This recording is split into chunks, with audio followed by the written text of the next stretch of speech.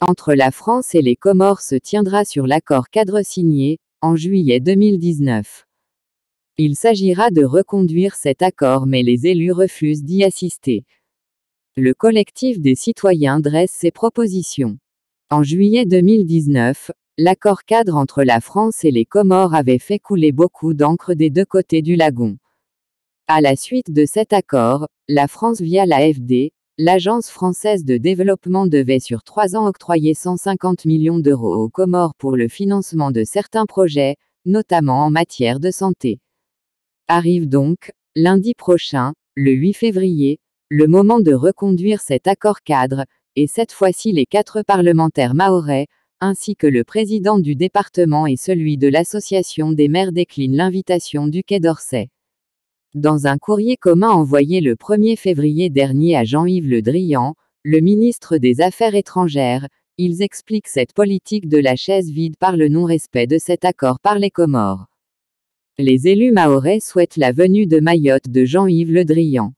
En effet, l'État insulaire s'était engagé à contrôler ses frontières maritimes et ainsi empêcher les Kwassa-Kwassa au départ d'Anjouan, d'arriver à Mayotte. Mais cela n'a pas été fait, d'avis de nos élus. Nos élus, qui souhaitent la venue de Jean-Yves Le Drian à Mayotte, proposent à la diplomatie française de défendre au niveau international sa souveraineté dans notre île et d'avoir un peu plus de hausser le ton contre les Comores.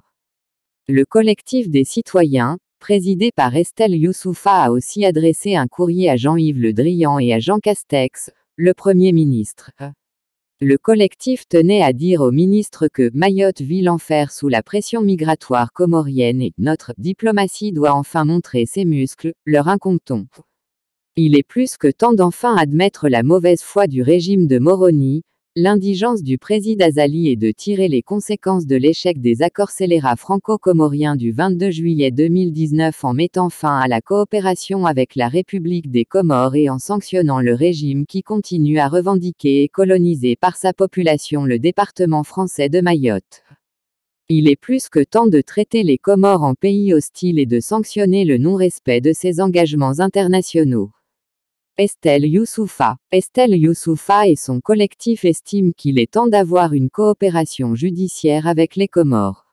Moroni doit s'occuper de ses ressortissants et signer la convention de coopération judiciaire pour que les peines de prison infligées aux Comoriens à Mayotte soient purgées aux Comores.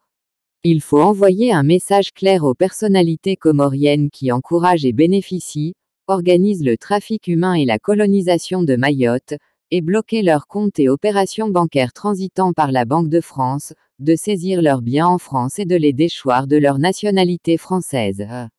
Estelle Youssoufa. La fin des séjours territorialisés est également demandée ainsi que la fin des régularisations des citoyens comoriens à Mayotte. Cette conférence de haut niveau sera plus que jamais observée ici.